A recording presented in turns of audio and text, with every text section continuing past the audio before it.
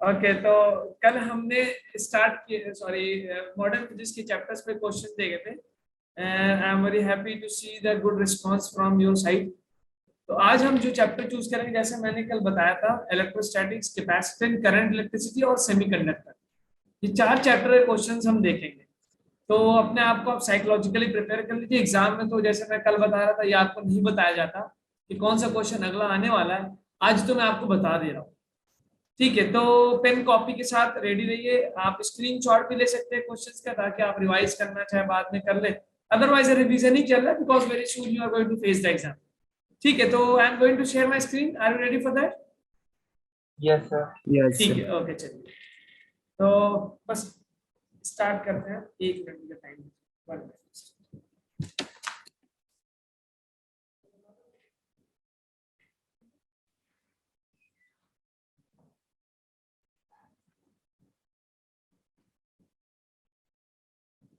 Okay, तो I hope the screen is visible to all of you.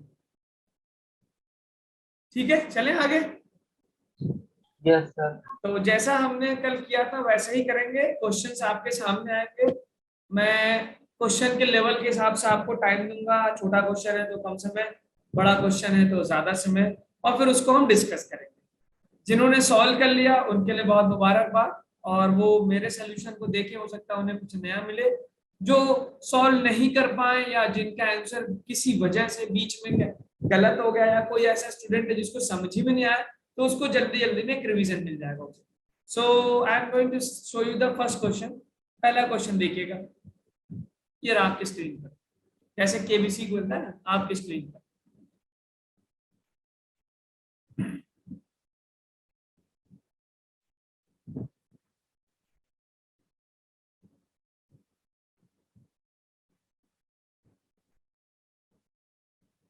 आप चाहें तो अपने आंसर को ओरली बोल सकते हैं, या फिर आप चैट बॉक्स में लिख देंगे तो ज्यादा अच्छा होगा, क्योंकि मुझे एक आइडिया लग जाता है कितने स्टूडेंट्स ने दिया है आंसर।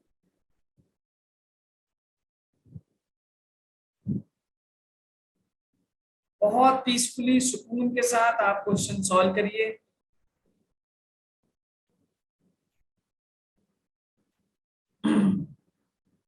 इलेक्ट्रिक फील्ड दिया हुआ है, फ्लक्स पूछ रहा है आपको, passing through the area.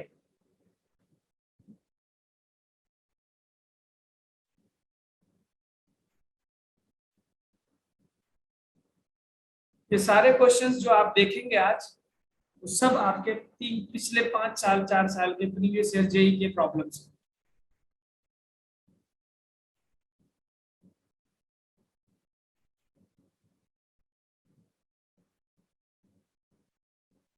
Okay, ये इंटीजर टाइप प्रॉब्लम है। आपको वैल्यू बतानी होगी इंटीजर में, भरना होता है जैसे जेई में वैल्यू इंसर्ट करनी होती है। चलिए, I am getting one answer.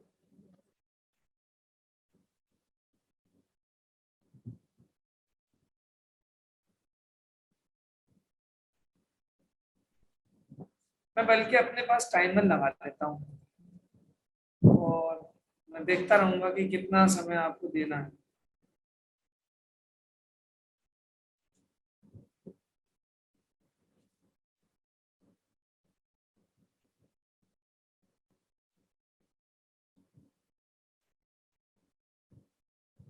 Okay,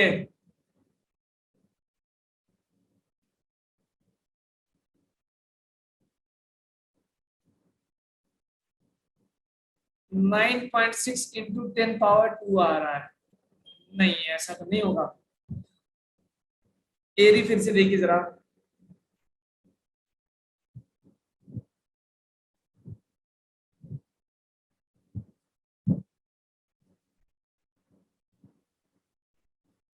I think मैंने इस क्वेश्चन के लिए सफिशिएंट टाइम दे दिया है। इतना टाइम इसमें लगना चाहिए, हो जाना चाहिए तब तक। ओके, चलिए देखिए। फ्लक्स पूछ रहे हैं ना, what is the formula of flux? Flux का फॉर्मूला क्या होता है भाई? Electric field vector dot product of area vector. और अगर इलेक्ट्रिक फील्ड नॉन यूनिफॉर्म है तो क्या करते हैं, आप इंटीग्रेट कर देते हैं। यही होता है इलेक्ट्रिक फील्ड। और एरिया वेक्टर क्या होता है बेटा? Perpendicular to the area. तो मुझे इलेक्ट्रिक फील्ड दे रखा है, और एरिया वेक्टर कितना दे रखा है 0.4 parallel to the Y Z plane. तो वाई जेड प्लेन के अगर हम वाई जेड प्लेन लें तो एक्स हो गया, वाई हो गया, जेड हो गया। तो वाई जेड प्लेन का एरिया वेक्टर क्या होगा भाई? वाई जेड प्लेन का एरिया वेक्टर क्या होगा, जल्दी बताएं।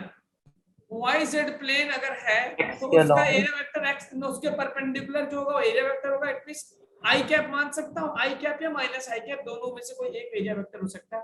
तो मुझे एरिया वेक्टर मिल गया कितना 0.4 ए 0.4 आई कैप, और इलेक्ट्रिक फील्ड की वैल्यू मुझे दी हुई है। अब दोनों को डॉट प्रोडक्ट करना है, इलेक्ट्रिक फील्ड और एरिया वेक्टर का। इलेक्ट्रिक फील्ड का एरिया वेक्टर करेंगे, ई डॉट है तो आई से आई करेंगे और जे से जे करेंगे। जे वाला टर्म है नहीं एरिया वेक्टर में, तो जे वाला टर्म क्या हो जाएगा 0। तो सिंपली आपका फ्लक्स जाएगा ई डॉट ए करने के बाद 2/5 ई नॉट इंटू 0.4, ये आंसर है।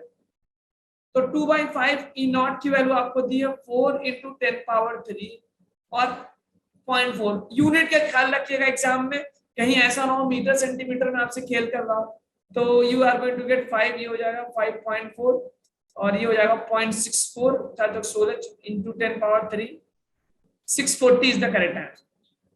अब देखिए आप लोग का ऑप्शन नहीं आ पा रहा था, 2 स्टूडेंट ने आंसर दिया था, तो जो भी वजह रही हो देखिए। तो फ्लक्स को हम इस तरह निकाल सकते हैं एरिया वेक्टर से डॉट प्रोडक्ट करके। अगर एक्स जेड प्लेन होता तो आपका एरिया वेक्टर क्या बनता भाई? एक्स जेड प्लेन होता तो 3/5 तो फिर आपका एग्जैक्ट प्लेन होता तो सिंपली जे कैप में आता, तो 3/5 के टर्म में आंसर आता। चलिए ओके ठीक है, I am going to show you the next question. ये रहा question, semiconductor chapter, zener diode के ऊपर हमने आपको पढ़ाया था, उस पे क्वेश्चन है।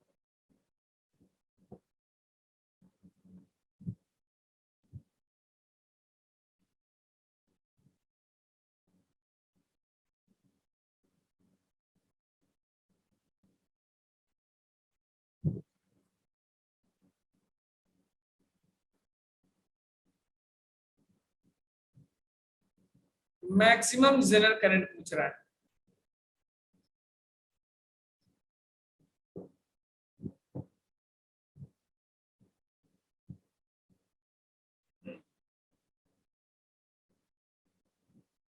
ईमानदारी से पूरे एफर्ट के साथ सॉल्व करिए, पूरा जान लगाइए, अपना पूरी कोशिश करिए। ये आपके एग्जाम के क्वेश्चन से जो पूछे गए 3 4 5 सालों में।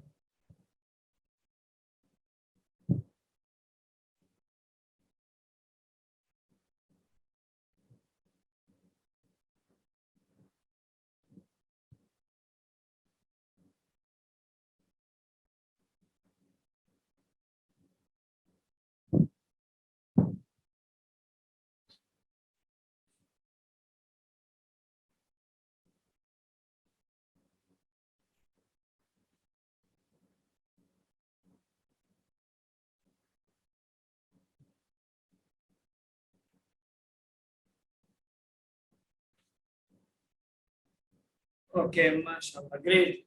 I have got one correct answer from Kavya. मेरे स्टॉप वॉच के अकॉर्डिंग 1 मिनट 40 सेकंड हो चुके हैं। आप टाइम का भी ध्यान दीजिए कि कितनी देर में आप क्वेश्चन कर रहे हैं, पूरा कंसंट्रेशन लेके बैठे। ओके, मिक्स्ड आंसर्स आ रहे हैं। Okay, one more correct answer Komal Thakur की तरफ से।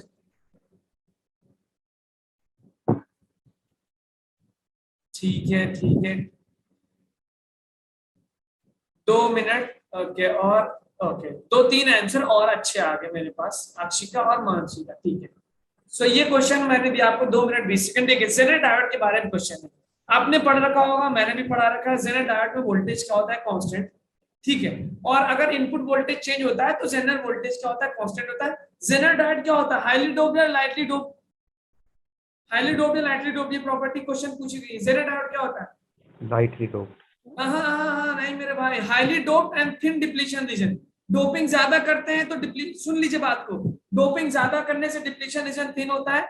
जेनर डायोड को किस मोड में यूज करते हैं? रिवर्स या फॉरवर्ड में? रिवर्स मोड में। रिवर्स बायड में करते हैं। हाईली डोप्ड होता है, थिन डिप्लीशन रीजन होता है, वोल्टेज कांस्टेंट होता है, वोल्टेज रेगुलेटर की तरह यूज करते हैं। तो कह रहा है कि जेनर वोल्टेज 6 वोल्टेज है, तो ये 6 वोल्ट हमेशा रहेगा। तो ये रेजिस्टेंस जो लोड है ये पैरेलल में, तो इसके क्रॉस वोल्टेज कितना आ गया 6। तो यहाँ का करंट आ गया मेरे पास V/R मींस हाउ मच 1.5, ये किलो में इंस्टेंट पावर 1000, तो ये मिल गया 1.5 milli ampere. It means load के अक्रॉस 1.5 मिली एम्पियर का करंट है। कह रहा मैक्सिमम करंट, तो मैक्सिमम करंट कितना सप्लाई करेंगे 16 वोल्ट का, क्योंकि आप 10 से 16 वोल्ट सप्लाई कर सकते हैं। तो भाई 6 वोल्ट चला गया जेनर पे, तो जो आपने सीरीज में रेजिस्टेंस लगा इसमें कितना पहुंचेगा 10 वोल्ट। इसका करंट बताइए कितना होगा। I is equal to V/R 2 kilo ohm, kilo मतलब 1000, how much 5 into 10 power minus 3 5 milli ampere. बहुत सिंपल। तो यहाँ से 5 मिली एम्पियर करंट आया, 1.5 मिली एम्पियर इसमें चला गया, तो जेनर वाले में कितना बचेगा 5 में से 1.5 3.5 मिली एम्पियर। तो 3.5 milli ampere is the correct answer. समझ में आया क्या सभी को? जिनका गलत हुआ देखिए ध्यान से। मैक्सिमम अगर मिनिमम पूछता तो क्या आंसर होता मेरे भाई, जल्दी बताना मिनिमम का क्या आंसर होता। अगर यही बोल देता what is the minimum zener current, तो आंसर क्या होता जल्दी बताओ। मिनिमम की बात कर रहा हूं मैं।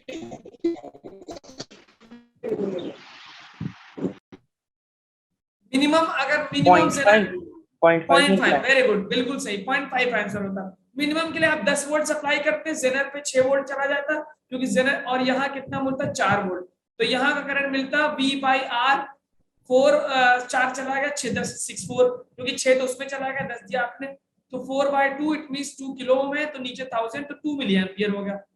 2 मिली एम्पियर इसमें हुआ, 1.5 वहां गया, तो 0.5 मिली एम्पियर होता मिनिमम जेनर करंट।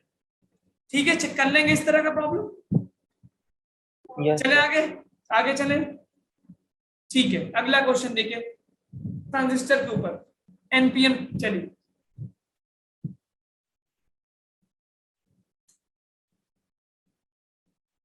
देखिए, कॉमन एमिटर कॉन्फ़िगरेशन का है।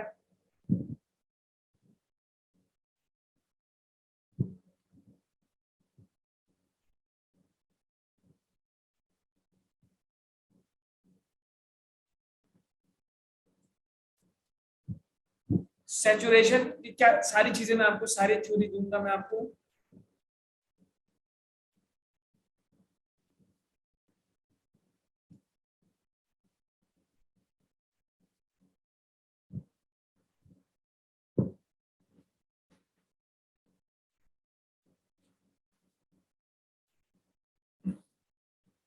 एक्चुअली ये यहाँ से ज्वाइन है बेसिकली, ये अर्थिंग है बेसिकली कॉमन।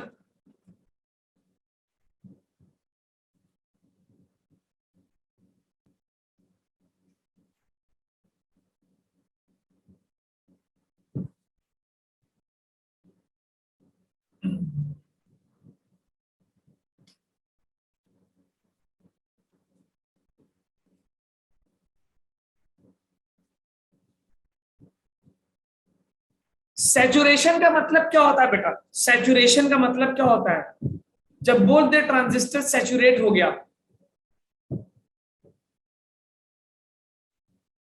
उसके बाद करंट की वैल्यू कांस्टेंट रखती है। क्या सैचुरेशन में आपने पढ़ा होगा ट्रांसफर कैरेक्टरिस्टिक किसी ट्रांजिस्टर का 3 स्टेट होते हैं, क्या होता है 100 मिली एम्पियर आ रहा विश्वास का विषव का, आउटपुट वोल्टेज इन वर्सेस इनपुट वोल्टेज, ये हो गया इनपुट। चलिए मैं आपको दे रहा हूँ 30 सेकंड और दे रहा हूँ, देखता हूँ कहीं से आ जाए आंसर। मिली एम्पियर तो ऑप्शन ही नहीं है विश्वास विषव, माइक्रो एम्पियर में है सारा आंसर। अच्छा दुब्बी वाला ऑप्शन कह रहे हैं आप। ट्रांजिस्टर याद नहीं आ रहा है क्या कॉमन एमिटर का? वैशाली ने ऑप्शन दिया है, ओके। भारती, ओके भारती दे रहा है, वैशाली ऑप्शन ए दे रही है, पलक का भी ये आ रहा है, गुड।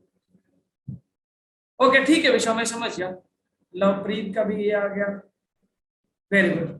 हर्ष का भी बिल्कुल सही, very good. A is the correct answer. देखिए सैचुरेशन का मतलब होता है कि जब आउटपुट वोल्टेज यानी, देखिए ये होता है इनपुट वोल्टेज, यहाँ पे क्या होता है आउटपुट वोल्टेज। आपको ये input battery supply, output battery supply equation, यहाँ पे जो करंट जा रहा है that is called as IC, यहाँ से जो करंट जा रहा है बेस की तरफ से ये क्या हो गया आईबी, और इसमें जो करंट फ्लो कर रहा है दैट इज एमिटर करंट, जिसको हम बोलते हैं आई। आपको रिलेशन पता है? What is the relation? I is equal to IC plus IB, एक में सारे रिलेशन लिख दूं। Emitter current will be equal to base current plus collector current, एक रिलेशन।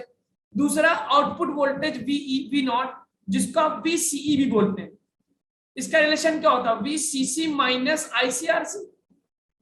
और इनपुट वोल्टेज जो होता है दैट इज VI, वो क्या लिखता है? VB minus IBRB। और जो करंट गेन होता है बीटा, वो क्या होता है? कलेक्टर करंट यानी output current upon input current यानी बेस करंट। फाइन, ये सारी चीज होती है। तो अब आपको देखिए कह रहा है सैचुरेशन। तो जब आप ट्रांसफर कैरेक्टरिस्टिक बनाते हैं आउटपुट वोल्टेज वर्सेस इनपुट, तो ग्राफ कुछ इस तरह से आता है क्या? तीन कैटेगरी होती है भाई। इसमें क्या होता है? This is cut off region, ये क्या होता है? एक्टिव रीजन, और ये क्या होता है? Saturation region. आप मुझे बता सकते हैं कट ऑफ रीजन में क्या होता है? कट ऑफ रीजन में क्या होता है? जब आप ट्रांजिस्टर बना रहे हैं, ट्रांजिस्टर में तीन पार्ट होते हैं बेटा। एक होता है क्या? बेस, सॉरी उल्टा बना दिया, एमिटर बेस कलेक्टर। तो मैं emitter base collector. Cut off में क्या होता है? एमिटर बेस क्या होते हैं? दोनों देखिए, दो जंक्शन बन रहे हैं, एक बंदा है मेरे पास इमिटर बेस जंक्शन और एक बंदा है मेरे पास base collector junction. Cut off में क्या होता है बेटा? कौन कौन सा फॉरवर्ड होता है, कौन कौन सा रिवर्स होता है? जल्दी बताएं। कट ऑफ में बोथ रिवर्स होते हैं। और एक्टिव रीजन में क्या होता है? एमिटर बेस वाला फॉरवर्ड होता है, बेस कलेक्टर वाला रिवर्स होता है। सही बोल रहा हूं क्या मैं?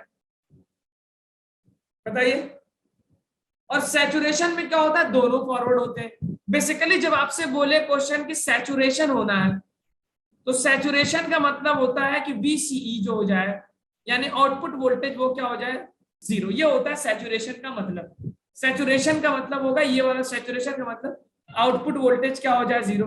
अब यहां से आप जरा उठाइए, VCE को जीरो करेंगे तो zero is equal to VCC minus ICRC। तो IC मुझे कितना मिल गया? VCC upon RC। VCC कितना दिया हुआ है? 10 वोल्ट। लोड का रेजिस्टेंस यानी RC कितना दिया हुआ है? 1 किलो ओम। 1 किलो ओम, तो ये बन जाएगा 10 मिली एम्पियर। 10 मिली एम्पियर है IC। अब आते हैं जरा बीटा में, हमको करंट गेन दे रखा है बीटा। तो beta is equal to IC upon IB। तो बेस करंट के बारे में पूछा है, तो बेस करंट बन जाएगा IC अपॉन बीटा। करंट कितना निकाला? कलेक्टर करंट 10 मिली एम्पियर, मिली मतलब 10 पावर माइनस 3। बीटा कितना? 250। ओके, इसको सॉल्व करिए, 0 0 गया, तो I am going to get इसको 0.04 इंटू 10 पावर माइनस 3 एम्पियर, जिसको मैं लिख सकता हूं 10 पावर 3 से मल्टीप्लाई, 10 पावर 3 से डिवाइड, तो बन जाएगा 40 into 10 power minus 6 ampere, 40 micro ampere. ये हो गया बेस करंट की वैल्यू, जिसपे आपका सैचुरेशन होगा। सैचुरेशन का मतलब आउटपुट वोल्टेज VCE क्या बन जाएगा? जीरो। ध्यान से देखिए, तो करेक्ट ऑप्शन आपका है 40। आई बात समझ में क्या बेटा? ये यस। ठीक है। तो आपको Yes. ये भी पूछ सकता है कि बताओ जब सैचुरेशन करंट होगा तो इनपुट वोल्टेज कितना है, यहां से निकाल लेंगे। अच्छा, लेकिन आपको VB नहीं दिया होगा, VB इज नॉट गिवन। ठीक है, कोई बात नहीं। तो देखिए, बहुत सिंपल क्वेश्चन था, याद रखिए सैचुरेशन का मतलब होता है VC नॉट, आउटपुट जीरो हो जाना। ये सारे क्वेश्चन आपके पास है, बीटा होता है। चलते हैं आगे, अगले क्वेश्चन की तरफ आते हैं। समझ में आई बात? आगे बढ़े।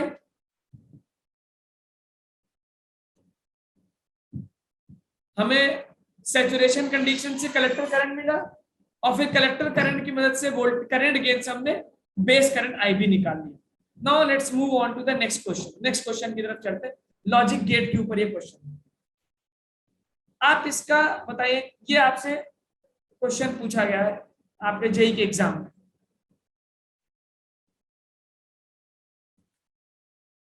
कह रहा है ये लॉजिक गेट, तीन गेट दिख रहे हैं आपको, इन तीनों को मिला के कॉम्बिनेशन बना है। ये कॉम्बिनेशन क्या होगा फाइनली?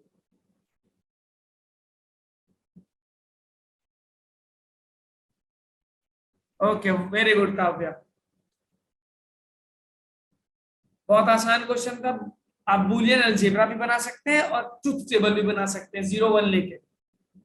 काव्या, इसका आप जो है सभी स्टूडेंट से मैं कह रहा हूँ, इसका बूलियन अलजेब्रा बना के दिखाइए मुझे। आप सर बताइए। बूलियन से ही किया मैंने। ठीक है, बूलियन से किया तो बहुत अच्छा है।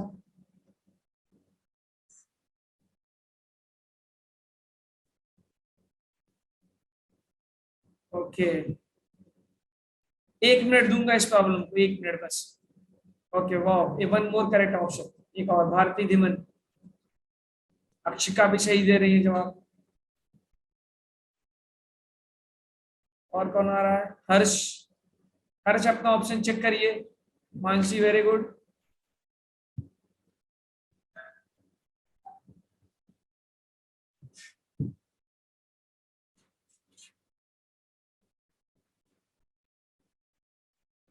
लवप्रीत सही जवाब। खुशी ठाकुर नहीं, आप अपना ऑप्शन चेक करिए खुशी। चलिए, enough time has been given, मैंने आपको 1 मिनट 10 सेकंड दिया इस प्रॉब्लम के लिए। देखिए पहले मैं बूलियन अलजेब्रा करता हूँ। तो ये कौन सा गेट है? नॉट गेट है। और ये एंड का नॉट नैंड गेट है ना, तो ये आपके पास मिल गया NOT, and this is a NAND gate. Properties आपको याद होंगी आई होप। तो ए सही है, क्या क्या होगा? ए नॉट बन जाएगा, ए कॉम्प्लीमेंट, ये क्या बन जाएगा? B complement. अब एंड गेट क्या होता है बेटा? एंड गेट, एंड गेट को हम क्या लिखते हैं? ए इंटू बी, और फिर इस पूरे का नॉट कर देना है। यही बनना है क्या बूलियन अलजेब्रा? बताओ। Yes sir. A not be not का टोटल। अब डी मॉर्गन्स लॉ क्या बोलता है? डी मॉर्गन्स लॉ ये बोलता है कि अगर आपने ए इंटू बी का नॉट किया तो ये क्या? ए नॉट प्लस बी नॉट बन जाएगा। सेट थ्योरी मैथमेटिक्स वाला। या बूलियन डी मॉर्गन लॉ ये भी बोलता है कि अगर ए प्लस बी का, ए प्लस बी मतलब और ए इंटू बी का मतलब एंड, तो आपने नॉट किया तो ये ए नॉट इंटू बी नॉट। ये बूलियन अलजेब्रा याद है? Yes sir. ठीक है। अब देखो इसमें मैं डी मॉर्गन लगाता हूं तो क्या बन जाएगा? ए नॉट पहले से उसका नॉट प्लस बी नॉट पहले से उसका नॉट, ये लग गया डी मॉर्गन्स लॉ। अब नॉट का नॉट क्या हो गया? ए, और बी नॉट का नॉट बी। तो फाइनली आपको मिल रहा है ए प्लस बी। ए प्लस बी किसकी प्रॉपर्टी होती है? सॉरी, ये गलती से एक और लग गया, और गेट। ए प्लस बी क्या होता है? और gate is the correct answer. और gate is the correct answer. अब ट्रुथ टेबल से करें या छोड़ दें? ट्रुथ टेबल से कोई जरूरत नहीं है। ट्रुथ टेबल से आप जो है लंबा पड़ेगा, ए बी, फिर उसका ए से लेंगे 0 करके देखिएगा, और गेट आएगा। बेसिकली ट्रुथ टेबल बनाएंगे बहुत लंबा पड़ेगा आपको ना, आप कई सारे केस बनाएंगे। Truth table A it is और गेट बेसिकली। ठीक है, आगे चले। यस। ओके ठीक है। अब ये रहा आपके पास, अच्छा नहीं ये क्वेश्चन है, चलिए इसको देख लेते हैं। ये मेरा क्वेश्चन इलेक्ट्रोमैग्नेटिक वेव का क्वेश्चन है। नीट में भी ऐसा क्वेश्चन पूछा गया था इस बार 2021।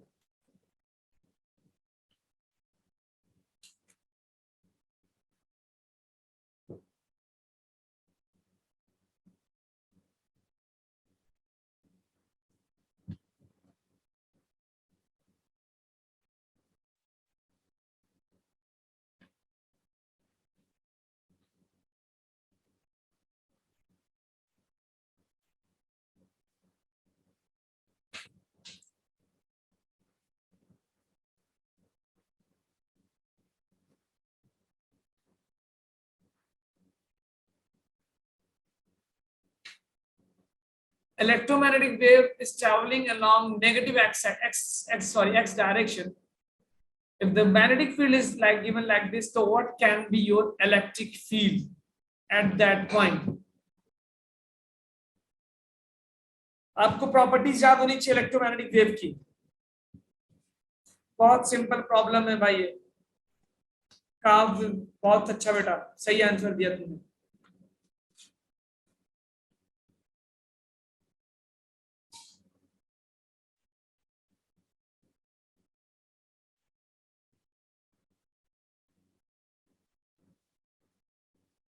अब आपको इलेक्ट्रोमैग्नेटिक वेव की प्रॉपर्टीज होनी चाहिए कि इलेक्ट्रिक फील्ड, मैग्नेटिक फील्ड और वेव के डायरेक्शन में क्या रिलेशन होता है। ओके विशव, बिल्कुल सही, करेक्ट आंसर। चलिए मैंने इनफ टाइम दे दिया आपको। देखिए बेसिकली अब आपको पता होना चाहिए कि इलेक्ट्रोमैग्नेटिक वेव में प्रॉपर्टीज क्या होती है। इलेक्ट्रिक फील्ड, मैग्नेटिक फील्ड एक दूसरे के परपेंडिकुलर होती है, और ये क्या होते हैं? वेव के डायरेक्शन के परपेंडिकुलर। अगर वेव इधर जा रहा है तो इलेक्ट्रिक फील्ड अगर इस तरफ है तो मैग्नेटिक फील्ड इस तरफ होगी। सिंपल सी बात है। अब देखो क्या कह रहा है कि आपका वेव जो जा रहा है एक्स के डायरेक्शन में, तो ये हो गया वेव, और कह रहा है कि मैग्नेटिक फील्ड के अलॉन्ग है, ये हो गया के। सो एक ही ऑप्शन बच रहा आपके पास, ये आई कैप हो गया एक्स, और मैग्नेटिक फील्ड हो गया जे के लॉन्ग के कैप, तो वाई के लॉन्ग ही तो इलेक्ट्रिक फील्ड जाएगा, और एक ही ऑप्शन दे रहा है आपको वाई के लॉन्ग जे कैप। सॉल्व भी नहीं करना था मेरे भाई, कोई प्रॉपर्टी यूज नहीं करनी थी, सिंपल देखना था डायरेक्शन में। Sir me not wish of myself Prakul Ratan, अच्छा आपका नाम जो दिख रहा है, ओके प्रकुल, ठीक है। सर ऑप्शन 1 में भी जे था। ऑप्शन 1 में भी जे डायरेक्शन दी हुई। अच्छा, ऑप्शन 1 में भी जो डायरेक्शन दिया है, ओके वेरी फाइन, तो दो ऑप्शन तो चले गए। अब क्या रिलेशन होता है बी इलेक्ट्रिक फील्ड और मैग्नेटिक फील्ड का?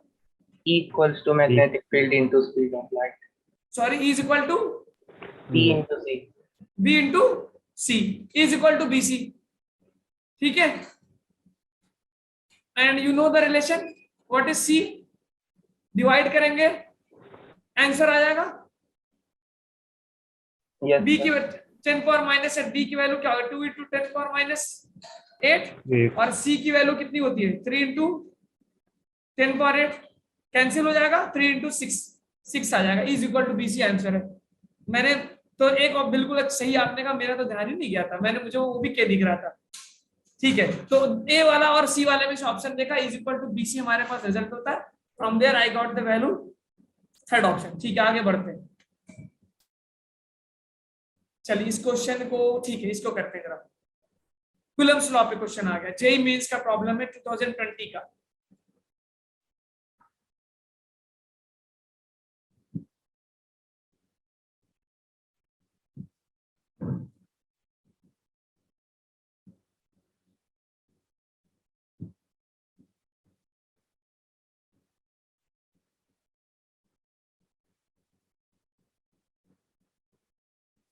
अब कह रहा है क्यूब के सारे कॉर्नर्स पे चार्ज रखे हैं, लैंग्वेज पढ़िए और बताइए electric field at the centre of the cube, यहाँ पे।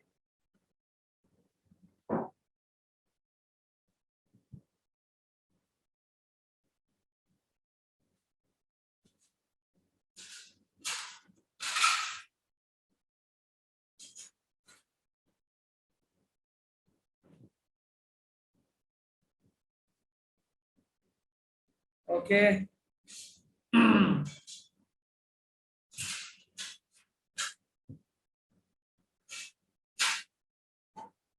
क्यूब है तो सबका साइड बराबर होगा, ए होगा,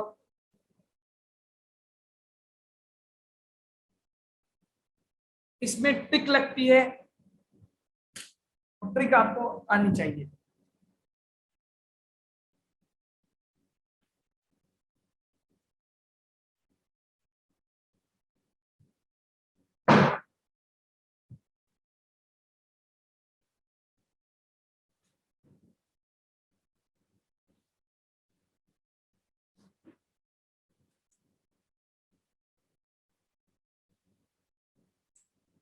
ओके, हर्ष का भी आंसर आ रहा है। इस प्रॉब्लम के लिए मैं 2.5 मिनट दूंगा, 1 मिनट 40 सेकंड हो चुके हैं।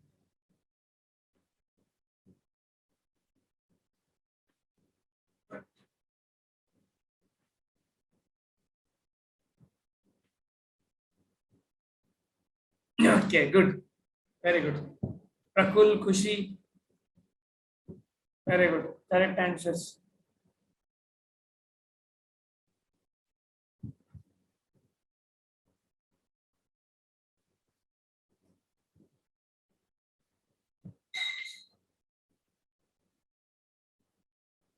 ऐसे सेशन में जो सीरियस और पढ़ने वाले स्टूडेंट हैं वही बैठ पाते हैं, क्योंकि बाकी के बस की बात नहीं है। Okay very good, Bharti is also given the correct answer, और अर्पणा ने भी सही ऑप्शन दिया, ठीक है। तो टाइम मैंने काफी दे दिया आपको, 2 मिनट 40 सेकंड। चलिए देखते हैं ऐसे प्रॉब्लम में क्या करें। कभी भी ऐसा प्रॉब्लम आए जिसमें एक कॉर्नर पे या तो चार्ज नहीं है, वेरी गुड मानसी, सही आंसर है, या अपोजिट चार्ज है, तो क्या करते हैं? अगर सारे कॉर्नर पे सेम चार्ज होता तो सेंटर पे इलेक्ट्रिक फील्ड क्या होता? 0। अब सारे कॉर्नर पे प्लस क्यू है, कॉर्नर पे माइनस क्यू, तो आप इमेजिन करो कि यहाँ पे एक प्लस क्यू रख दो और एक माइनस क्यू रख दो, मतलब 0 ऐड कर दो, 0 मतलब प्लस और माइनस। तो अब आप देखिए ये प्लस क्यू उन 8 प्लस क्यू 7 प्लस क्यू के साथ मिलके सेंटर पे क्या कर देगा? 0। तो मेरे पास फाइनली मैं इमेजिन कर सकता हूं कि मेरे क्यूब के कॉर्नर पे एक चार्ज बच रहा है -2q का, बिकॉज अगर मैंने प्लस क्यू सब मिलकर, और charges principle of superposition follow करते, तो यहाँ पे -2q चार्ज मान सकता हूं। तो जो -2q की वजह से जो इलेक्ट्रिक फील्ड होगा वही आपके पास सेंटर पे मिलेगा। अब आप बाकी सारे चार्जेस को भूल के -2q की तरफ से आंसर निकालिए। अब आपके पास क्या होता है, डायरेक्शन क्या होता है, के क्यू अपॉन डिस्टेंस का square, this is the formula for electric field due two point charge. अब आपको डिस्टेंस निकालना है कॉर्नर से लेके यहां तक का। कैसे निकलेगा भाई, निकल जाएगा तो दिस, ये कितना होगा, ये वाला, ये मेरे पास हो जाएगा a/2, और ये डायगोनल कितना होगा, पूरा नीचे वाला डायगोनल कितना होगा, a√2, उसका आधा कितना होगा, a/√2। दिख रहा है क्या, समझ में आ रही क्या मेरी बात? जो बेस वाला, जो प्लेन बेस का जो डायगोनल है वो a² a√2 हो गया, a√2 का आधा करेंगे तो a/√2। तो मुझे फाइनली जो है ये हाइपोटेन्यूज निकालने के लिए क्या करना होगा, a²/4 प्लस a²/2 करना होगा। कितना होगा ये, आई थिंक 3a²/4 आ गया। तो कॉर्नर से लेके सेंटर तक का डिस्टेंस आ गया √3a/2। आप मैथ की स्टूडेंट है, कहीं ना कहीं आपका पाला पड़ा होगा इस कैलकुलेशन से। तो √3a/2 आ गया। तो मैं सीधा वैल्यू रख दूं आपके पास, मैग्नीट्यूड क्या होगा, k मतलब 1/4πε0, चार्ज कितना 2q, अभी मैग्नीट्यूड निकालना हो, अपॉन डिस्टेंस कितना निकाला, √3/a का स्क्वायर, तो √3 का स्क्वायर 3a का स्क्वायर a/4, 2 का स्क्वायर 4, 4 से 4 क्या होगा, कैंसिल। तो मैग्नीट्यूड जो मुझे मिल रहा है इलेक्ट्रिक फील्ड का वो मिल रहा है 2q अपॉन 3πε0 इनटू ये a का स्क्वायर होगा, a²। This is the magnitude which I am getting. Direction किधर होगा भाई, डायरेक्शन किधर होगा, टुवर्ड द ओरिजिन। अब मुझे बताना जरा कि इस यूनिट वेक्टर डायरेक्शन कैसे निकाल सकते हैं। डायरेक्शन आप वेक्टर के मैग्नीट्यूड में यूनिट वेक्टर मल्टीप्लाई कर दो। अब आप मुझे बता सकते हैं क्या कि अगर आप एक इक्वल एंगल वाला, इक्वली इंक्लाइंड, यानी डायरेक्शन कोसाइंस तीनों के बराबर हो, एक यूनिट वेक्टर का क्या होता है, what is a unit vector whose direction cosines are equal, और वो एक्स की सेंटर की तरफ जा रहा है, अंदर की तरफ, तो क्या इसका unit vector -i/√3 -j/√3 -k/√3 होता है क्या, बताइएगा जरा। यस क्या सही होता है? अगर क्योंकि सेंटर पे ना, तो सेंटर पे क्या होगा, इंक्लिनेशन बराबर होगा। तो यूनिट वेक्टर का जो डायरेक्शन आता है वो i/√3 + j/√3 + k/√3 आता है। क्योंकि वो अंदर की तरफ जा रहा है तो मैंने माइनस ले लिया। अब यहाँ पे माइनस का मल्टीप्लाई कर दिए, 2q अपॉन 3πε0 a², माइनस में बाहर ले लेता हूं i + j + k, और नीचे मैंने लिख दिया √3। तो ऑप्शन मुझे मिल रहा है -2q 3√3 बन जाएगा। तो विच ऑप्शन, कौन सा मैच हो रहा है, थर्ड ऑप्शन मैच हो रहा है। समझ में आया क्या भाई ये क्वेश्चन? सर स्टार्टिंग से रिपीट करना हो तो देखिए क्यूब ठीक पर है, एक ही चार्ज मान लिया वो। देखिए मैंने क्या, देखिए मैं बिल्कुल शुरू से बताता हूँ। ऐसे क्वेश्चन बहुत दो आया क्वेश्चन पिछली बार, पिछले 3 सालों में 2 क्वेश्चन ऐसा है, नीट में भी आया हुआ है क्वेश्चन। देखिए -q था, मैंने क्या कहा, अगर मान लो एक क्यूब के 8 कॉर्नर पे इक्वल चार्ज रख दे तो नेट फील्ड क्या होगा सेंटर पे, बताओ जल्दी, 0 हो जाएगा। अब देखो 7 कॉर्नर पे +q है, तो मैंने क्या किया, अपनी तरफ से कॉर्नर पे +q रख दिया। तो जब +q रखा तो उसको कैंसिल करने के लिए -q भी रखना होगा ना, बोलो सही बोल रहा हूँ? Yes sir. ठीक है, तो अब मैंने क्या किया, -q मिला के थोड़ी देर के लिए अलग किया, इमेजिन किया, वो -2q बन गए। अब मेरे पास कॉर्नर पे +q और 7 +q, टोटल कितना हो गया, 0 मिल गया सेंटर पे। Yes sir. तो बचे कितने, मतलब इलेक्ट्रिक फील्ड जो मिलेगा अल्टीमेटली इसी -2q की वजह से मिलेगा। Yes sir. समझ में आया क्या? तो क्या आप इमेजिन कर सकते हैं क्या, जैसे इस पूरे क्यूब पे सिर्फ एक चार्ज रखा हुआ है -2q कॉर्नर पे, इमेजिन कर सकते हैं, क्योंकि बाकी सारे का चार्ज का इलेक्ट्रिक फील्ड 0 हो जा रहा है। आ गई बात समझ में? Yes sir. अब आपने डिस्टेंस निकाला कॉर्नर का सेंटर से, जैसे मैंने निकाला, फिर इलेक्ट्रिक फील्ड निकल गई kq/r², फिर वेक्टर में बताने के लिए यूनिट वेक्टर से मल्टीप्लाई किया। यूनिट वेक्टर आपको पता होना चाहिए, नहीं पता है तो फिर आपके लिए प्रॉब्लम है कि डायरेक्शन अगर इक्वली इंक्लाइंड है तो यूनिट वेक्टर क्या होता है। ठीक है, Yes, sir. Thank you, sir. ठीक है, अब मैं आपको क्योंकि I am fasting so I am going to for that अवतार, मैं आपको 5-4 क्वेश्चन शो कर रहा हूँ। मैं अगले कल की तरह 10 मिनट में आऊंगा, 7 मिनट में आप इस क्वेश्चन को सॉल्व करिए। तो स्क्रीनशॉट ले लीजिए क्वेश्चन का जो मैं दिखा रहा हूँ।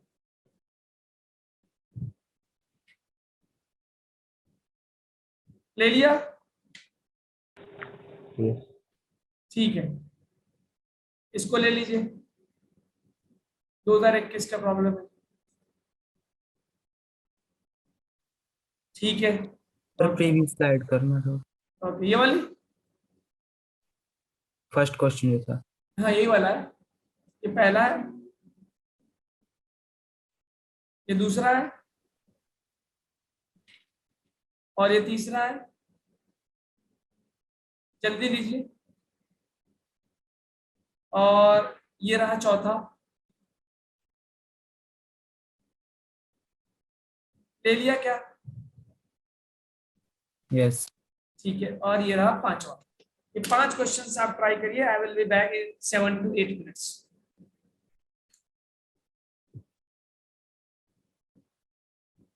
ठीक है, okay.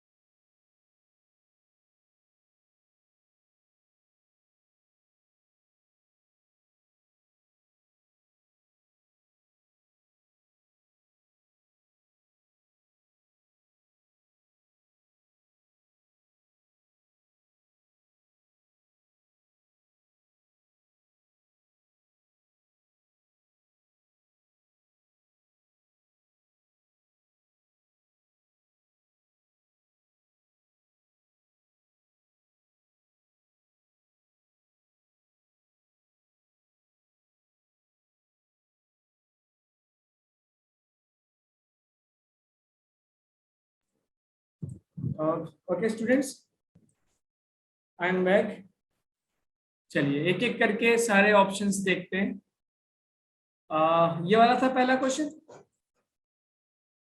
Yes, am I audible? Yes sir. ठीक है, चलिए चले तो नहीं है आप लोग? ओके ठीक है। तो इसका ऑप्शन क्या आया? हो पाया कि नहीं? सॉल्व नहीं हुआ तो ये बहुत कॉमन क्वेश्चन है, इस तरह क्वेश्चंस पूछे जाते हैं। इसका क्या ऑप्शन है इस वाले का? नहीं आ पाया?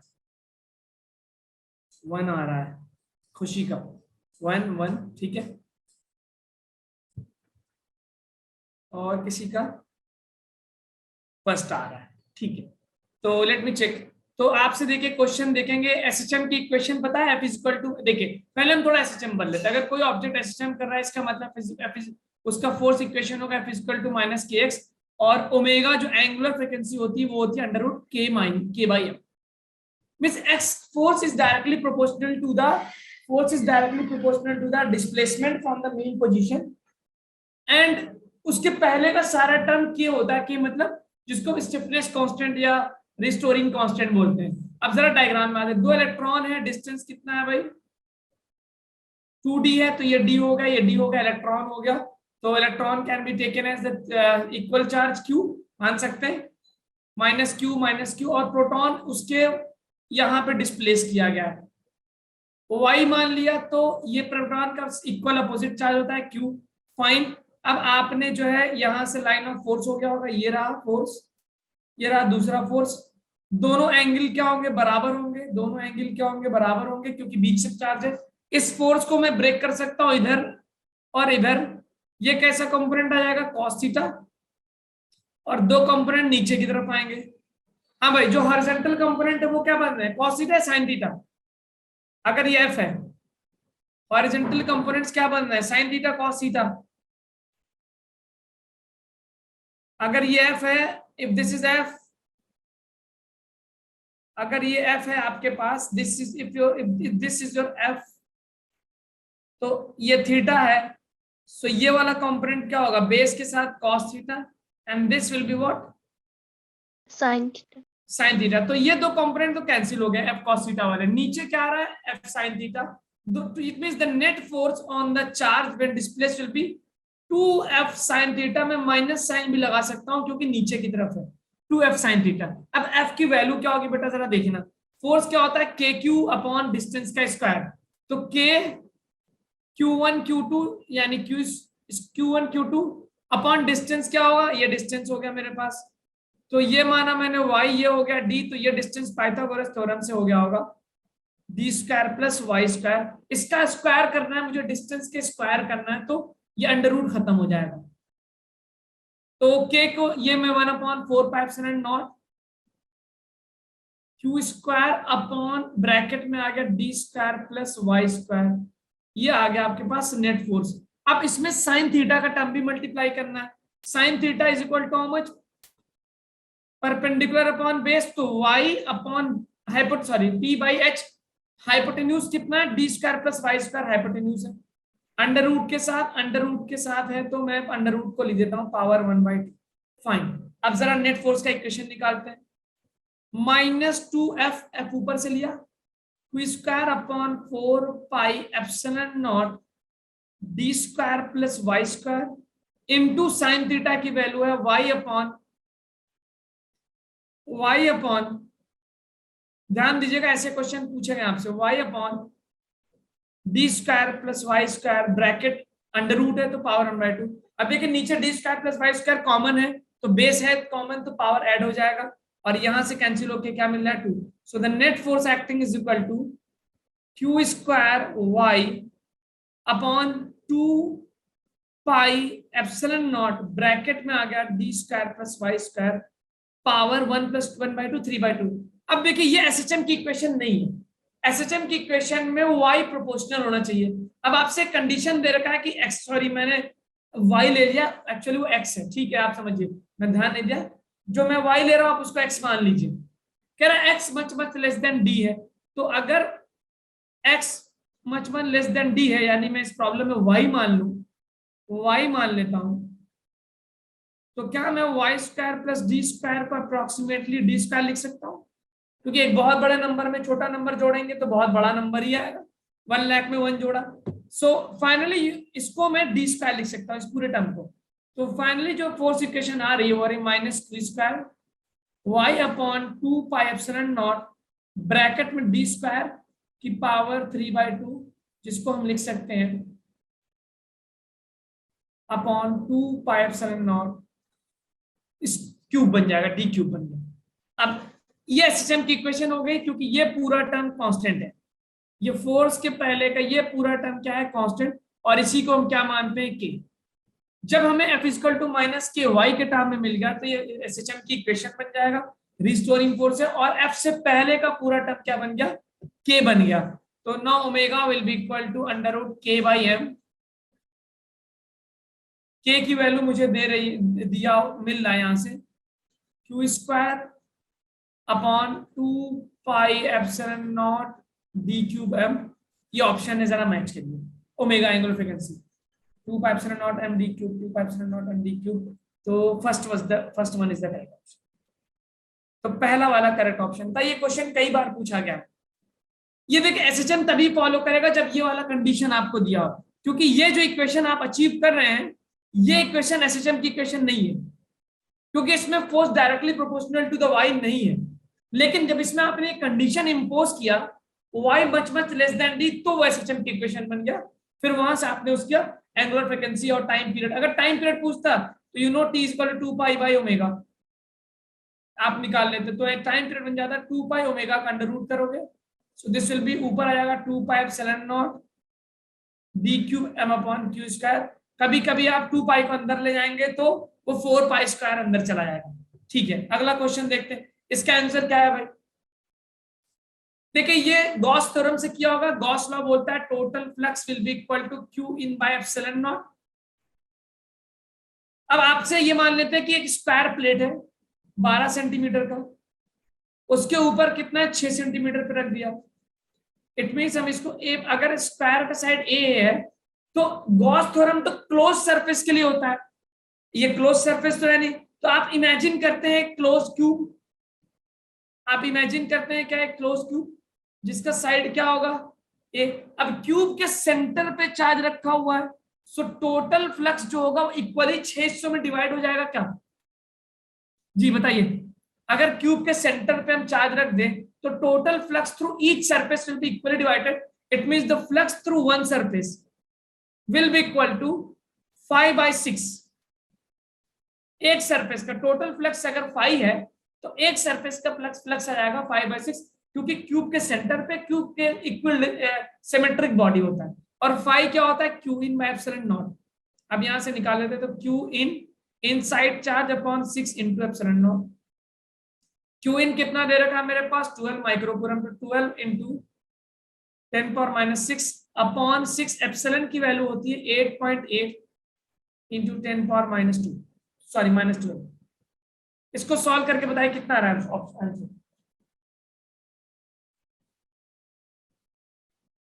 इंटीजर में बताना होगा आपको, 226 आ रहा है। ठीक है, सही है।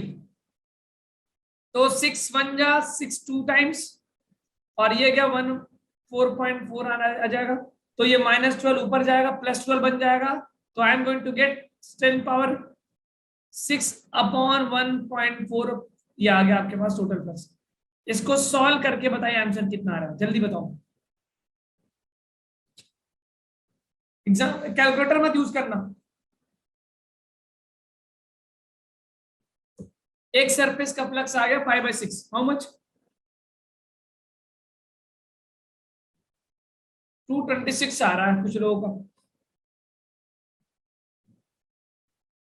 226। तो basically it means you must be getting 0.226 into 10⁻6 आ रहा होगा, जिसको आपने लिखा होगा 226 इंटू 10⁻3। ठीक है, तो 226 इज द आंसर। इंटीजर में कन्वर्ट करेंगे तो 226 आ जाएगा। फाइन, तो इसका आंसर 226 हो गया। अगला प्रॉब्लम देखते हैं। अब देखिए इसमें क्या कर रहा है कि वही सेम प्रॉब्लम है, क्यूब के सेंटर पे चार्ज रख दिया है, सॉरी क्यूब के कॉर्नर पे। अगर क्यूब के कॉर्नर पे चार्ज रख दें, फॉर एग्जाम्पल यहां पे मैंने चार्ज रख दिया, तो 3 फेसेस का फ्लक्स तो 0 हो जाएगा। कौन से 3 फेसेस का? जिससे चार्ज एडजेसेंट है। समझ में आ रही क्या मेरी बात? बिकॉज अगर आपने एक पेज लिया और पेज के कॉर्नर पे चार्ज रख दिया, तो कोई इलेक्ट्रिक फील्ड लाइंस पेज से पास नहीं, क्रॉस नहीं होंगी, पेज से पास होंगी। तो what will be the flux through page? अगर आपने पेज के कॉर्नर पे चार्ज रखा, जल्दी बताइए, अगर पेज के कॉर्नर पे चार्ज रखा तो what will be the flux through page? 0। तो इसी तरह अगर आपने क्यूब के कॉर्नर पे चार्ज रखा तो 3 फेसेस का फ्लक्स तो 0 होने जा रहा है। कौन कौन सा? जो इससे सटे हुए, एक ये वाला, इसका 0 हो जाएगा, इसका 0 हो जाएगा, और इसके जो ग्रीन वाले हैं, ये ग्रीन वाले क्या देंगे? 0 फ्लक्स। अब बचा क्या? 3 फेस जो मैं ब्लू से बनाने जा रहा हूं। एक हो गया ये सामने वाला, 3 सामने के फेसेस का फ्लक्स क्या हो जाएगा? इक्वल। अच्छा, वो इक्वल होंगे क्योंकि क्यूब है, तो 3 फेसेस विल हैव इक्वल। अब ये बताइए, इसका मतलब इस क्यूब का जितना भी फ्लक्स होगा, total flux of the cube will be divided into 3 parts of the face. अब आपका अगला टास्क बनता है कि सर इस क्यूब का फ्लक्स क्या होगा, क्योंकि चार्ज जो है क्यूब के कॉर्नर पे रखा है। तो अब आप इमेजिन करिए कि आपने 7, इसका ट्रिक होता है, टाइम नहीं है, आपने पढ़ा होगा कि इमेजिन करिए कि ये 7 आप डिफरेंट क्यूब्स इमेजिन करिए, 7 क्यूब और इमेजिन करिए जो इसकी चारों तरफ रखे गए, 8 क्यूब, इसके आगे पीछे दाएं बाएं ऊपर नीचे। तो ये वाला जो चार्ज है उस 8 क्यूब के सेंटर पे आ जाएगा। It means total flux for 8 cube. 8 cube से जो टोटल फ्लक्स होगा वो होगा Q बाई एप्सिलॉन नॉट। और ये Q by epsilon not 8 cube में डिवाइडेड है, तो 1 क्यूब का फ्लक्स कितना आएगा? अगर कॉर्नर पे Q बाई 8 एप्सिलॉन नॉट। अब 1 क्यूब का जो फ्लक्स है वो 3 हिस्सों में बट रहा है, तो 1 फेस का कितना आ गया? 1 अपोजिट फेस। 1 क्यूब के फ्लक्स को 3 हिस्से में डिवाइड कर दीजिए, means 8 epsilon not divided by 3। देखिए एडजेसेंट फेस का फ्लक्स तो 0 आएगा। एडजेसेंट फ्लक्स यानी जो सटा हुआ फेस है उसका फ्लक्स तो क्या आ गया? 0। तो फाइनली आपका एक सिंगल फेस से जो फ्लक्स आता है that is Q by 24 epsilon not. याद रखिएगा, क्यूब के कॉर्नर पे तो Q by 8 epsilon not, cube से एडजेसेंट फेसेस का 0, सामने वाला फेस का क्या होगा? Q by 24 epsilon naught. अब ये देखिए, इस फिगर में कह रहा है आधा फेस यहां से लिया है और आधा फेस सामने वाले से लिया, तो भाई आधा आधा मिला के 1 बन जाएगा ना, क्योंकि दोनों सिमेट्रिक है। ऊपर वाला और सामने वाला फेस तो बराबर है, दे ऑल आर इक्वल। तो फाइनल आंसर कौन बन जाएगा आपका? 3rd आ जाएगा। बात समझ में आई क्या? Yes sir. ये कंसेप्ट है। तो क्यूब के कॉर्नर पे होगा तो फ्लक्स टोटल कितना होगा? Q by 8 epsilon not. 1 cube का फ्लक्स कितना हो गया? Q by 8। 1 क्यूब के एडजेसेंट साइड का फ्लक्स 0, अपोजिट फेसेस का flux equally divided Q by 3। इस प्रॉब्लम में फेसेस को 2 हिस्सों में बांट दिया है, तो टोटल 2 हिस्सों में तो मिला के तो एक ही फेस बनेगा ना, तो Q by 24 epsilon not is the answer. ठीक है, इस वाले प्रॉब्लम को देखते हैं जरा। अब देखिए, इसमें आपको फॉर्मूला याद होना चाहिए कि लाइन चार्ज की वजह से इलेक्ट्रिक फील्ड क्या होती है। अगर एक लाइन चार्ज लेते हैं आप और उससे r डिस्टेंस पे जाते हैं, तो और ये एंगल मैं फॉर्मूला डायरेक्ट लिख रहा हूं, अगर आपको याद नहीं है तो फॉर्मूला याद कर लीजिए।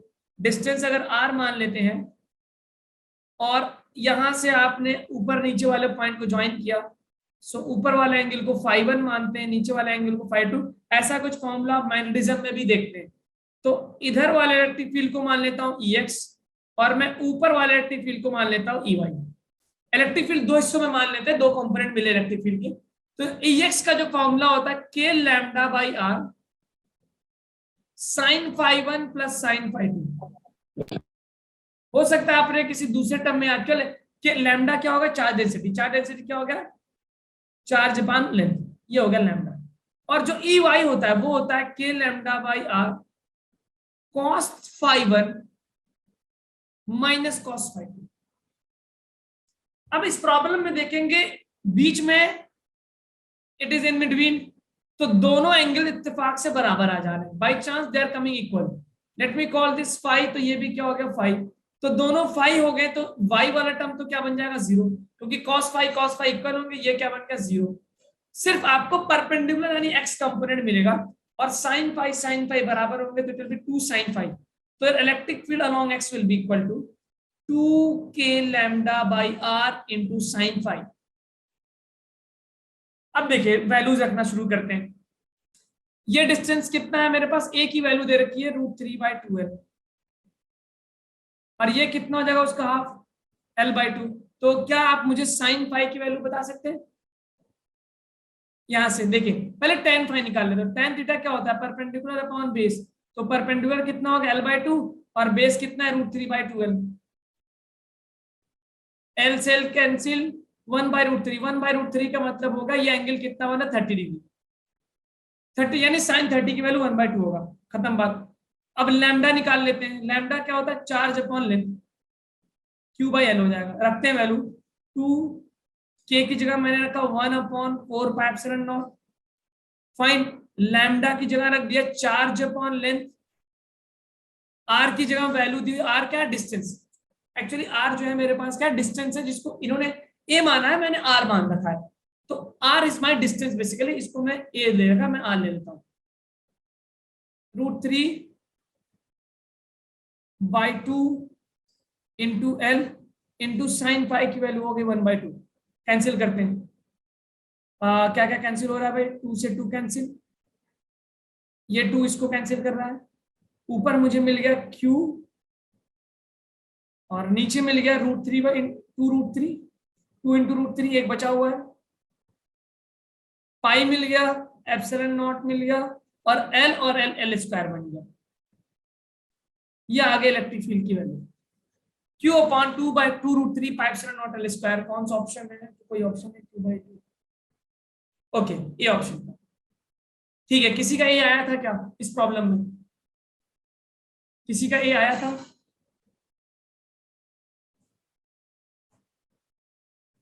देखिए ये आपके एग्जाम का प्रॉब्लम है, आपको आता है नहीं आता है, हो सकता है टफ हो, मैंने क्वेश्चन सेलेक्ट किए हैं, मे बी टफ साइड में आ गया हो सारा, इजी साइड में।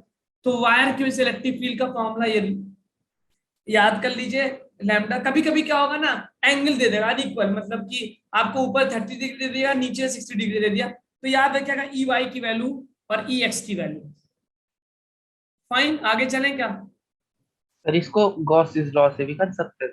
गॉस लॉ से भी कर सकते हैं, बिल्कुल गॉस लॉ से कर सकते हैं। मैंने ये वाला फॉर्मूला इसलिए दिया क्योंकि आपको गॉस लॉ से ये इसलिए हो सकता है क्योंकि बीच में पूछ रहा है सिमेट्रिक बॉडी, बिल्कुल गॉस लॉ से हो सकता है, लेकिन गॉस लॉ से करेंगे आप तो एक लिमिटेशन आएगी कि गॉस लॉ में जो आपने फॉर्मूला ड्राइव किया ना λ/2πε0, वो वैलिड होता है इनफाइनाइट के लिए।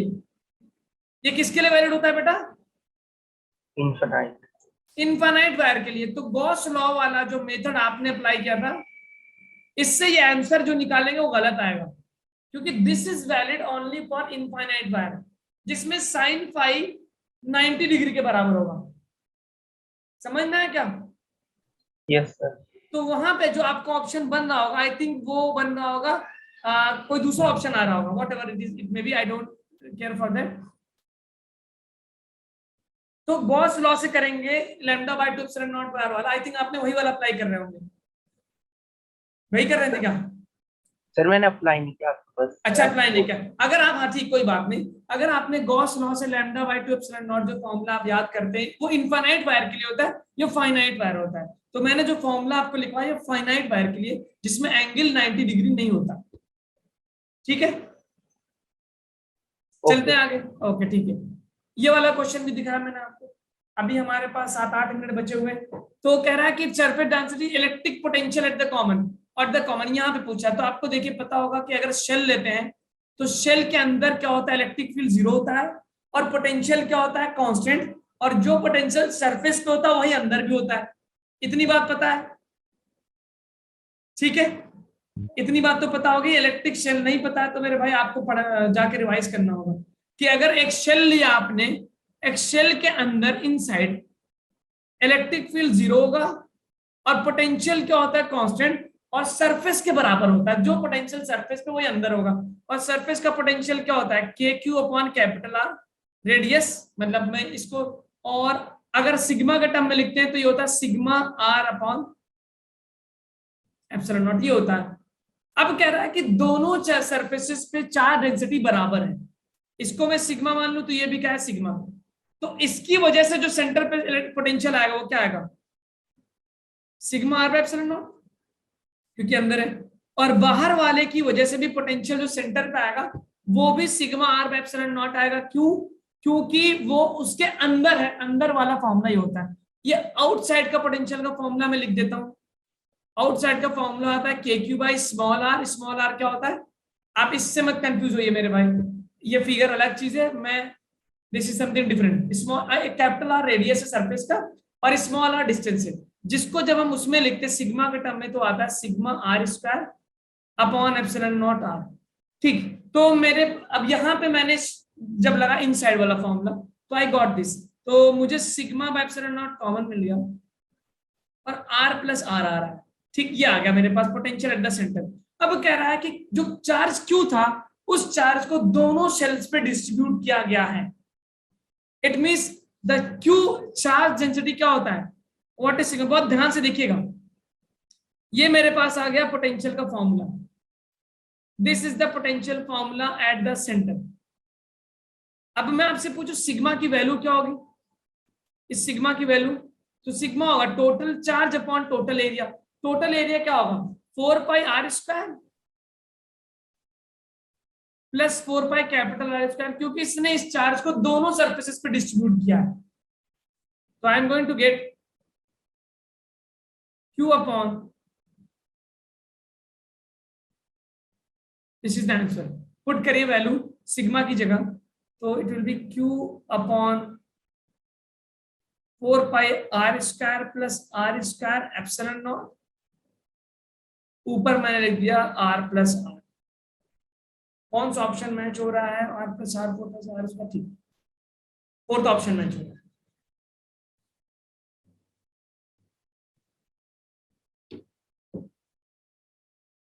ठीक है, ओके, चलिए एक और प्रॉब्लम करते हैं इलेक्ट्रोस्टैटिक्स पे, चलें आगे। Yes, sir. ठीक है, Yes. जरा करंट इलेक्ट्रिसिटी पे कुछ प्रॉब्लम करते हैं ना, करंट इलेक्ट्रिसिटी पे, कैपेसिटेंस पे ये वाला क्वेश्चन करते हैं, कैपेसिटेंस का, कैपेसिटेंस का ये क्वेश्चन करते हैं।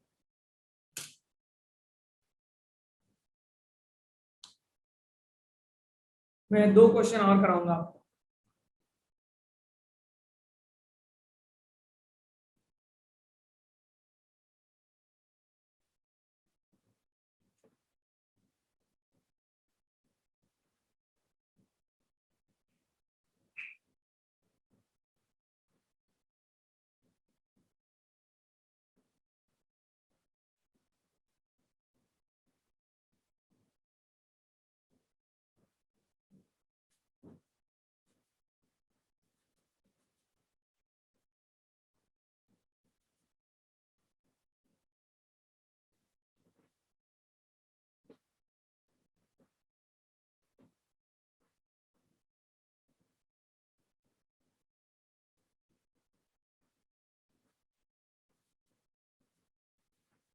पहले आपको क्या करना है, कैपेसिटर C1 को चार्ज किया बैटरी से, फिर बैटरी को डिस्कनेक्ट कर दिया और फिर कैपेसिटर 2 से कनेक्ट कर दिया।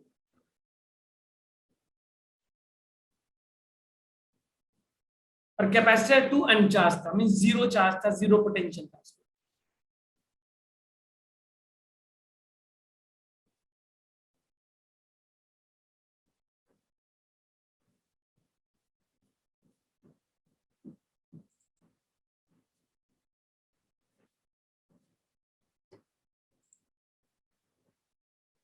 तो C2 पे कितना चार्ज आएगा finally,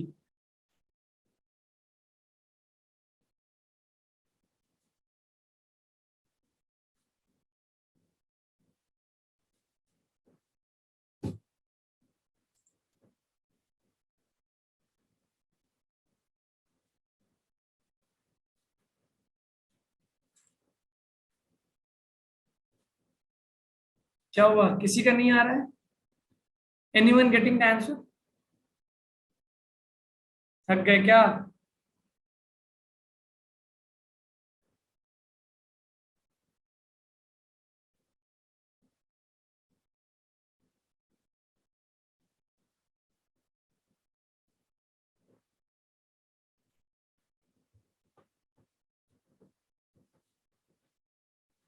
how much charge you are getting? देखो बहुत छोटा प्रॉब्लम था, मैंने आपको 2 मिनट दे दिए इस प्रॉब्लम में।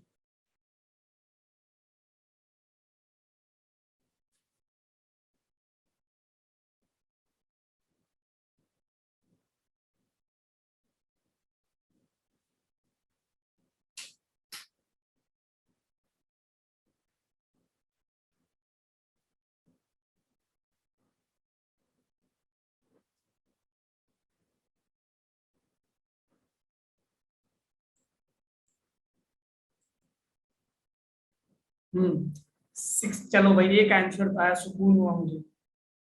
ठीक है, बच गए, कम से कम एक स्टूडेंट ने दिया। ठीक है, ओके चलिए देखिए। तो पहले आप जब बैटरी से इस वाले कैपेसिटर को चार्ज करेंगे तो इसके ऊपर चार्ज आएगा कितना? Q is equal to CV। कितना चार्ज आएगा C1 पे? 16 माइक्रोकूलम का आ जाएगा क्या? बोलिए। जैसे ही बैटरी ऑन करेंगे तो इस पे 16 माइक्रोकूलम का चार्ज आ जाएगा। फाइन। अब आपने क्या किया, इस 16 माइक्रोकूलम को कनेक्ट कर दिया इस पे 16 माइक्रोकूलम और इस पे 0 कूलम, और ये 2 माइक्रोफैराड का, एंड दिस इज 8 माइक्रोफैराड। इसको C1 मान लिया, इसको क्या मान लिया? C2। तो अब चार्ज क्या करेगा? ट्रांसफर। हाँ बोलिए सर 16 कैसे आया? 16 Q is equal to CV होता है ना। अरे सॉरी, 16 बोल रहा हूँ, सॉरी 20 होगा ना, 20, सॉरी 2 into 10 20 होगा, 20 माइक्रोकूलम, 20 माइक्रोकूलम होगा। एक्चुअली किसी ने कमेंट किया था 16, तो मेरे दिमाग में चल रहा था 20 माइक्रोकूलम। अब ये 20 माइक्रोकूलम क्या होगा? दोनों कैपेसिटर पे डिस्ट्रीब्यूट होगा, तब तक डिस्ट्रीब्यूट होगा जब तक कि पोटेंशियल क्या हो जाए? बराबर। तो V1 will be equal to V2, V is equal to Q by C, means Q1 upon C1 is equal to Q2 upon C2. So I am going to get Q1 upon Q2 is equal to C1 upon C2. It means जो charge होगा वो distribute हो जाएगा C1 by C2 के ratio में, and you know that Q1 plus Q2 is equal to 20 plus 0. Initially charge 20 0, तो बाद में भी क्या होगा? 20 0। अब C1 कितना है मेरे पास? 2, C2 कितना? 8, 1/4 आ गया। तो I got Q2 is equal to 4Q1। तो Q2 की जगह मैं लिख सकता हूं 4Q1, या फिर Q1 को लिख सकता हूं मैं Q2/4। तो लेट मी राइट, Q2 हो जाएगा 4Q1, Q1 by Q2 is equal to 1/4, तो Q2 is equal to 4Q1।